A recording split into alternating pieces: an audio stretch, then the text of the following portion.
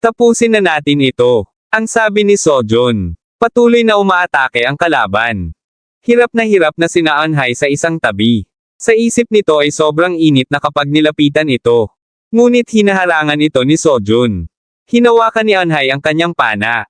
Hindi naman siya pwedeng manatili na lang ng ganito. Aniya ni Anhai sa sarili. Kaya naman aatakehin niya ang kalaban. Itinutok niya ang kanyang pana dito at buong lakas na pamana. Ngunit hindi ito tumama sa kalaban. Nagulat si Ha-Irem at Anhai. Iyon ay force field. Si Ha-Irem naman ang aatake. Hawak ang kanyang baril ay nagpaulan ito ng madaming bala. Anong klaseng force field ang ganitong kakapal? At sabay pa itong umaatake at dumedepensa. Paano ito naging posible? Dagdag na sabi nito. Sa isip ni Hiyon. Ay nakakabaliw ito. Binalaan na sila ni Mr. Alex. Ngunit isipin na sila ay magiging walang kapangyarihan laban dito. Hanggat mayroon itong force field. May magagawa pa ba sila bukod sa magtago na lang sa likod ng mga Halijing ito? Si Sojun naman ay patuloy na nilalabanan ang bawat pag-atake ng kalaban. Itinaas ng kalaban ang kanyang daliri. Labis na nagulat si Sojun sa nakitang naglalakihang bato na patungo sa kanya. Teka, hindi ko kayang harangin ang ganitong klase ng atake. Ang sabi ni Sojun. Itinulak ni Daeho si Sojun at sinabing, tumabi ka muna, little bro. Gamit ang kanyang kamao ay malakas na sinuntok nito ang bato. Ipaubaya mo sa akin ang mga bagay na ganito. Dagdag na sabi nito.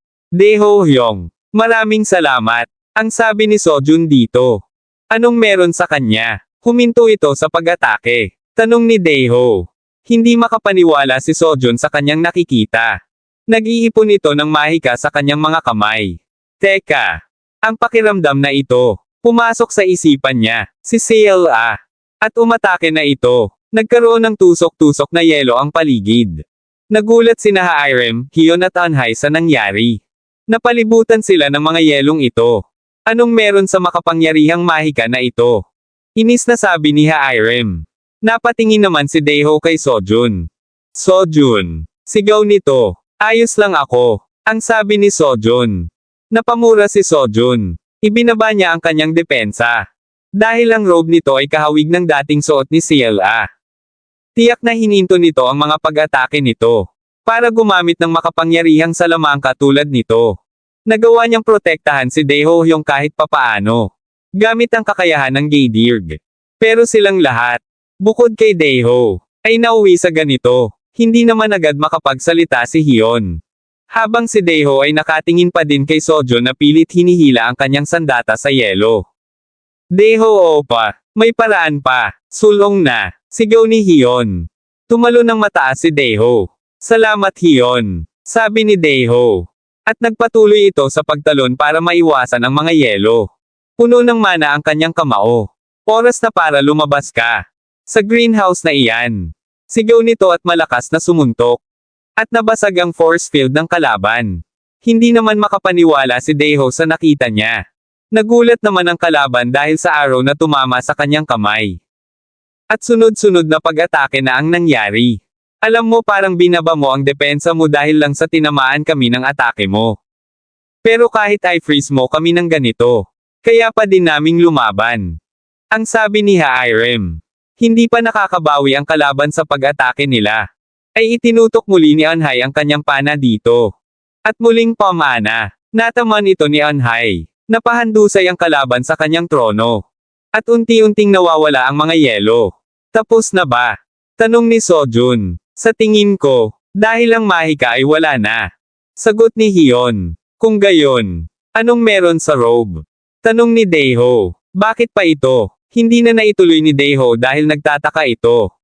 Maging si Hiyon at Sojun ay hindi din makapaniwala. Napamura si Daeho at sinabing hindi pa ito patay. Hindi. Anhai. Sigaw ni Sojun. Takot na takot naman si Anhai.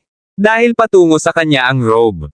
Mag-ingat ka. Muling sigaw nito. Napaha na lang si Sojun sa nangyari. Gawin ang ano? Tanong ni Anhai. At nakasuot sa kanya ang robe. Si Ciela naman at Master ay nagkaroon ng magic graduation ceremony. Ano? Hindi makapaniwalang sabi ni Anhai. Anhai Ani. Ayos ka lang. May nararamdaman ka bang kakaiba? Tanong ni Hiyon. Wala guys. Ayos lang ako. Wala akong nararamdamang kakaiba. Sa halip, ito ay komportable. Sagot ni Anhai. Ito'y komportable. Gulat na tanong ni Sojun. Ramdam mo ba na kaya mo gumamit ng mahika?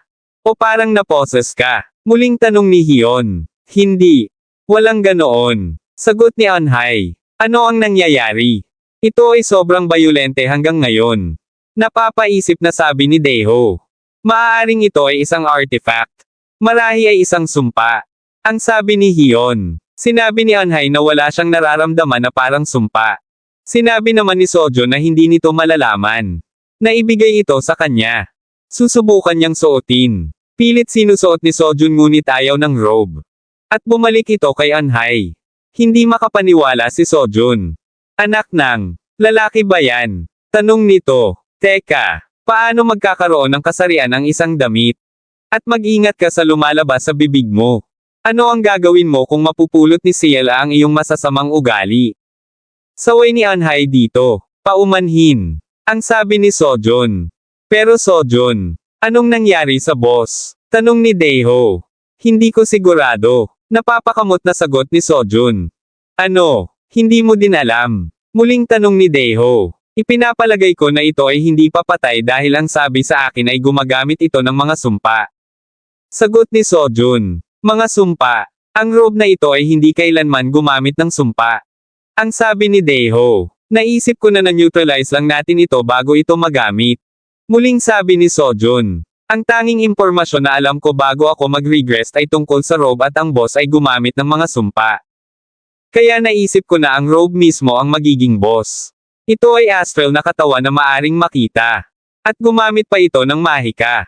Ngunit kung ang bagay na iyon ay talagang boss, malaki ang posibilidad na na-clear na ang palapag sa sandaling nawasak ang kanyang astral na katawan. At batay sa kung paano ito mukhang hindi agresibo. Ang hitsura nito ay na-neutralize na. Kahit anong tingin mo. Isa na lang itong hindi nakakapinsalang artifact ngayon. Aniya ni Sojun sa sarili. Hoy! Alam mo ba kung nasaan ang tunay na boss? Tanong ni Anhai sa robe. Kung mali ang aking mga palagay. Sino ang boss na sinabi ni Sofia? Aniya ni Sojun sa sarili. Napatingin siya kay Anhai nang gumalaw ang braso nito. May problema ba Anhai? Tanong ni Sojun. Ha! Gulat na sagot ni Anhai. Hindi ako ang gumagawa nito. Ito ay ang robe. Dagdag na sabi ni Anhai. Nang biglang may pagyanig. Na ikinagulat ng lahat. Ano ang? Sabi ni Hairem. Tuloy-tuloy ang mga pagyanig. At may mahika na lumalabas. Napatingin ang lahat dito. At hindi sila makapaniwala. Nang may lumabas dito na may matutulis na kuko. At itinoon sa sahig. May lumalabas mula sa ilalim ng sahig. Napaubo ang lahat sa alikabok na dulot nito. Gulat na nakatingin dito si Sojun. Lumabas ang isang malaking halimaw. Iyan ang boss. Hindi makapaniwalang tanong ng lahat. Namumula ang mga mata ng halimaw. Kinakabahang nakatingin dito sina Anhai at Hyun. Ang bagay na iyon ay delikado. Sabi ni Daeho. Sa isip ni Sojun. Ito ay isang boss na kahit si Sofia Lambi daw ay nabigong talunin. Masasabi niya mula sa kanyang karanasan. Kung hahamunin nila ang bagay na ito gamit ang kanilang kasalukuyang lakas ng sandata, ay imposible ang tagumpay. Unang umatake si Hairem. Nagpaulan ito ng maraming bala. Ngunit hindi ito tumatalab. Sumunod naman si Anhai. Pamana ito. Ngunit katulad din ng kay Hairem ang nangyari. Walang magawa ang mga pag-atake ko. Ang sabi ni Hairem. Ang pana ko ay wala din epekto dito. Sabi naman ni Anhai. Naghahanda ng umatake ang kalaban. Gamit ang buntot nito. Nakita ito ni Daeho kaya naman sumigaw ito. Lahat kayo. Mag-ingat kayo. Ngunit huli na. Dahil umatake na ito. Tumalsik ang ilan. Hawak ni Daeho ang nasaktan niyang braso. Namimilipit naman sa sakit si Hairem. Hi Ramsey. Ayos ka lang ba? Sigaw ni Sojun. Napaubo si Hairem. Hindi. Sa palagay ko ay nabali ang ilang tadyang ko. Hindi ako makabangon. Ang sabi ni Hairem. Ngayong dumating na ito, kailangan nating ipagsapalaran ang panganib. At lumipat sa isang malapit na taktika sa labanan. Tere na Hyun. Ang sabi ni Daeho. Okay. Sabi naman ni Hyun. At tumakbo ang dalawa. Hindi. Tumigil kayong dalawa. Sigaw ni Sojun. Bakit mo kami pinipigilan? Tanong ni Daeho. Tumingin ka doon. Sabi ni Hyun. Isang bagay. Hindi na naituloy ni Daeho ang kanyang sinasabi. Hindi ito makapaniwala sa nakapalibot sa kalaban. Iyon ay, sabi ni Hairem. Ito ay isang sumpa. Maaari kang mamatay kapag nahawakan ka niyan. Sabi ni Sojun. Maaari kang mamatay mula dito. Hindi makapaniwalang tanong ni Hairem. Hindi ko ito dinagdagan. Naghihingalo si Lady Sophia dahil sa sumpang yun habang nag-uusap tayo. Sagot ni Sojun. Kung gayon wala tayong magagawa tungkol dito. Gamit ang sibat na iyan tulad ng ginawa mo kanina. Sabi ni Daeho. Ito ay mabisa lamang laban sa mahika. May pagkakaiba sa pagitan ng mahika at sumpa. Sabi ni Sojun. Imposible. Kaya kalimutan ang pag-atake. At hindi man lang tayo makalapit dito. Kung gayon, paano natin tatalunan ang katulad niyan? Tanong ni Hyun. Ito ay talagang masama. Ano ang dapat naming gawin? Dapat na ba kaming umatras? Tanong ni Sojun sa sarili. Sojun. Sa tingin ko may gumagalaw. Mula sa butas doon. Takot na sabi ni Anhai. Ano? Tanong ni Sojun. At tumingin sila sa sinasabi ni Anhai. Napamura si Sojun. At sinabing, nagbibiro ka ba? Nakatingin si Daeho sa butas. Sa isip ni Sojun ay banibiro ba siya? Ang dami nila. Bukod doon, may mga sumpa pa silang bumabalot sa kanila. Wala na tayong matatakbuhan. Ang sabi ni Daeho. Sa tingin ko ay wala na talaga tayong pagpipilian. Kundi lumaban. Dagdag na sabi ni Daeho. Teka, Daeho opo bumalik ka. Pidgel ni Hyun. Bakit? Takang tanong ni Daeho. Hindi natin pwedeng mahawakan ang sumpa. Siguradong mahahawakan mo ito. Dahil gamit mo ang iyong mga kamao sa pakikipaglaban. Ako ang bahala sa unahan kahit papaano. Sojun opa. Anhai Ani. Inaasahan ko ang inyong suporta. Sabi ni Hyun. Okay. Sabi ni Sojun. At humanda na ang tatlo. Habang ang mga halimaw naman ay nakahanda na ding umatake. Hawak ni Hyun ang kanyang sandata. Buong lakas nitong nilalabanan ang bawat pag-atake ng mga halimaw. Sa bawat lapit ng mga ito ay iniespada niya ito. Sa isip ni Hyun ay hindi ang mga ito kasing hirap ng inaasahan niya. Kung ikukumpara sa boss, ay kaya niya labanan lahat ng mga ito. Hanggat patuloy siyang nananatili ng ganito.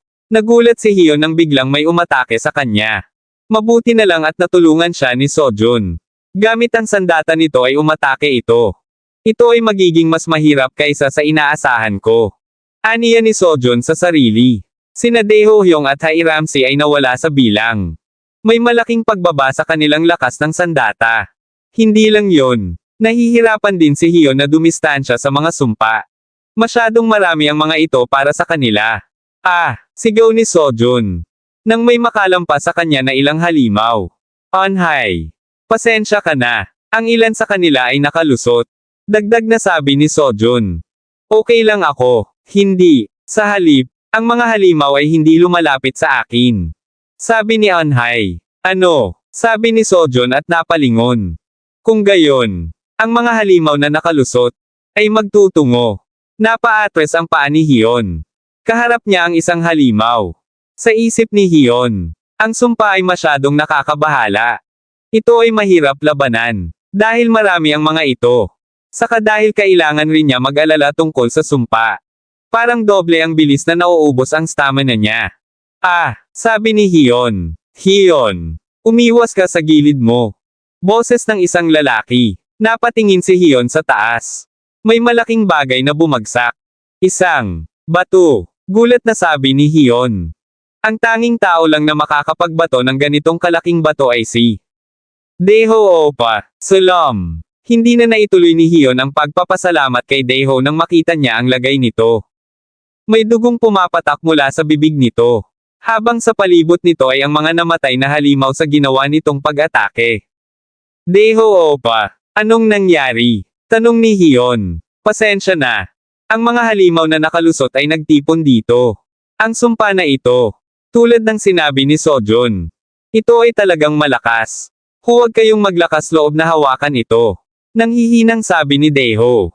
Daeho Hyung. Sigaw ni Sojun. Daeho Opa, sigaw naman ni Anhai.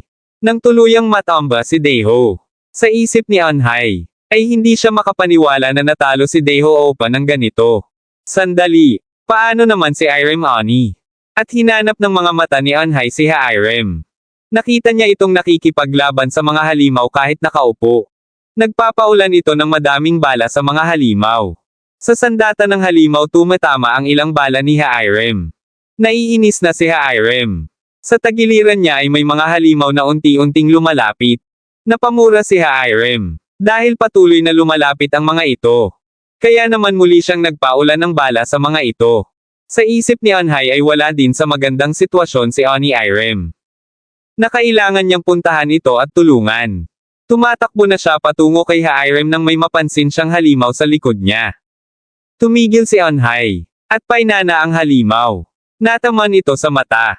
Nangislap ng berde ang suot niyang robe. Hindi makapaniwala si Anhai. Ito ay, sabi ni Anhai. Napatingin siya sa gawin ni Irem. Na nilalapitan pa din ng mga halimaw. Ani, huminto ka muna saglit. Sigaw ni Anhai. Ang kababalaghang iyon ngayon lang. At ang katotohanan siya lang ang hindi tina-target ng mga ito.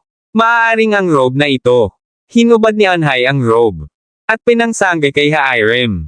Napatigil ang mga halimaw. Hindi makapaniwalang nakatingin si Irem. Si Sojun naman na lumalaban pa din sa ibang halimaw ay nagsabing. Anhai. Iyon ay. Eksakto. Sojun. Sabi ni Anhai. Hindi lamang ito isang normal na robe. Ito ay isang robe. Na nagpapawalang bisa. Sa mga sumpa.